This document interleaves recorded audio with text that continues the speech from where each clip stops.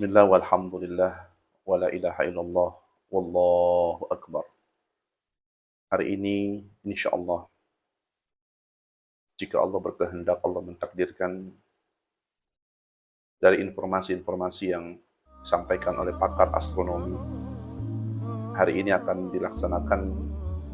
terjadi satu fenomena yang disebut dengan gerhana bulan. Maka hendaklah kita sebagai hamba Allah yang senantiasa mengiringi setiap langkah kita, Allah selalu bersama kita, merasa khawatir dan takut sebagaimana Nabi dan para sahabat terdahulu begitu khawatir ketika terjadinya gerhana matahari di zaman Rasulullah SAW.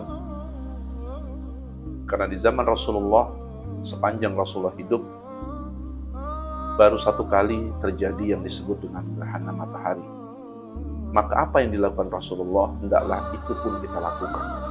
Tidak sebagaimana orang-orang kafir menyikapi fenomena gerhana matahari maupun bulan.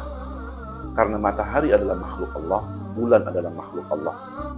Sehingga kalau mereka semua adalah makhluk Allah, berarti segala peredaran dan berputarannya seluruhnya Allah yang maha mengaturnya.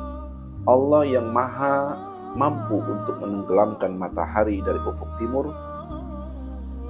Allah juga yang maha mampu menerbitkan matahari dan menenggelamkannya. Allah juga yang maha mampu menggandengkan antara matahari dengan bulan dan tanpa merubah keadaannya atau merubah keadaannya. Maka yang dilakukan Nabi sebagaimana hadis yang diriwayatkan oleh Abu Musa.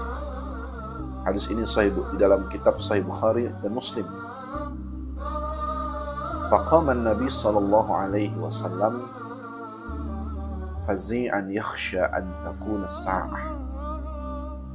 Begitu terjadi gerhana matahari, maka Nabi sallallahu alaihi wasallam berdiri sangat tergesa-gesa karena khawatir kiamat akan terjadi. Beliau mendatangi masjid lalu melaksanakan salat dengan melakukan berdiri dan ruku dan sujud yang paling lama dari apa yang pernah aku lihat yang dikerjakan beliau. Lalu beliau bersabda, Nabi SAW mengatakan di dalam satu keterangannya, Hadhil ayatil lati yursilullahu la taqulu li mauti ahadin wala li hayatihi walakin yukhaffullahu bihi ibadah. Ini adalah tanda-tanda yang dikirim oleh Allah bukan karena kematian seseorang dan tidak pula karena kehidupannya.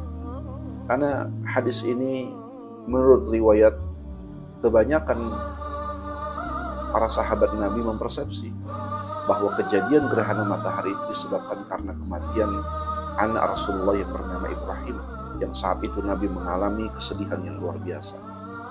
Maka Nabi menegaskan bahwa ini adalah pelajaran akidah Islamiyah yang diajarkan Nabi kepada para sahabat untuk agar mereka tidak berkeyakinan sebagaimana keyakinannya orang-orang jahiliyah dan orang-orang kafir.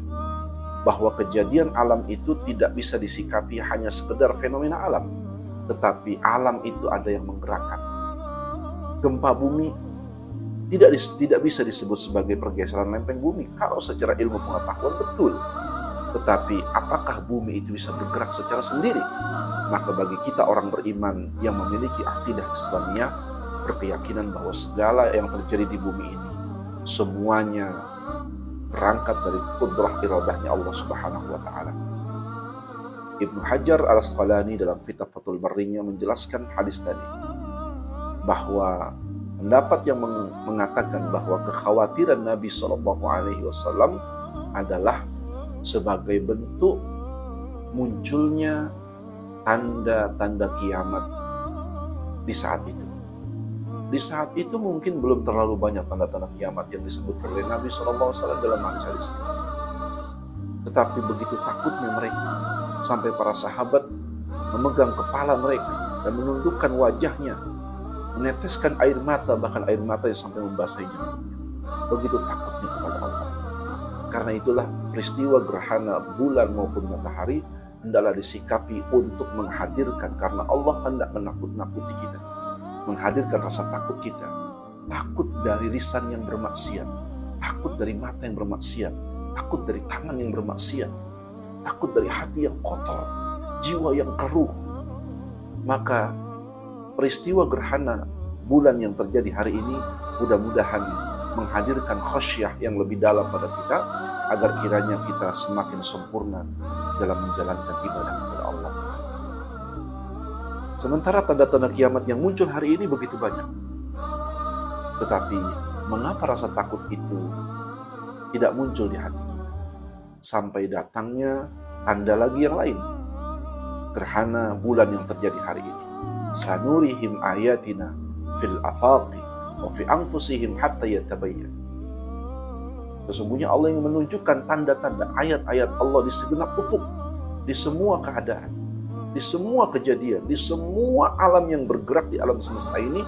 Allah jadikan itu semua sebagai ayat-ayat kauniyah, sebagai pelajaran bagi hambanya agar dia bisa selalu bersyukur kepada Allah dan takut kepada Allah. Karena itu yang diperintahkan Nabi SAW ketika terjadi gerhana matahari dan gerhana bulan bukan untuk merekam video, mengambil foto-foto. Tentu bukan tidak boleh, boleh. Tetapi masalahnya adalah ada yang lebih penting dari itu. Yang diajarkan dan disunahkan Nabi ketika terjadi gerhana matahari dan bulan adalah memperbanyak zikir kepada Allah, memperbanyak istighfar kepada Allah, kemudian memperbanyak sedekah. Maka mulai dari jam ini sampai nanti datangnya gerhana matahari untuk wilayah Indonesia bagian barat terjadi sekitar antara jam 18 sampai jam 19 atau lebih. Karena itu, di waktu itu hendaklah yang kita lakukan adalah melaksanakan sholat yang disebut dengan sholat khusyuf. Ikuti saja imam kalau kita tidak mengerti tata cara sholat khusyuf tersebut. Yang kedua adalah memperbanyak zikir, istighfar, bertaubat kepada Allah, memohon ampun atas segala dosa-dosa yang kita lakukan, karena kita tidak pernah tahu apakah fenomena gerhana matahari itu akan didiamkan begitu saja oleh Allah Subhanahu wa taala, atau mungkin akan terjadi kebebasan sebagaimana sebelum-sebelumnya. Kedua, yang terakhir adalah memperbanyak sedekah. Siapkan harta terbaik kita hari ini, siapkan harta terbaik kita. Maka di waktu terjadi gerhana matahari, maka diutamakan untuk mengeluarkan sedekah terbaik. Allahumma bishawab. Mudah-mudahan kita menjadi hamba yang saleh. Assalamualaikum warahmatullahi wabarakatuh.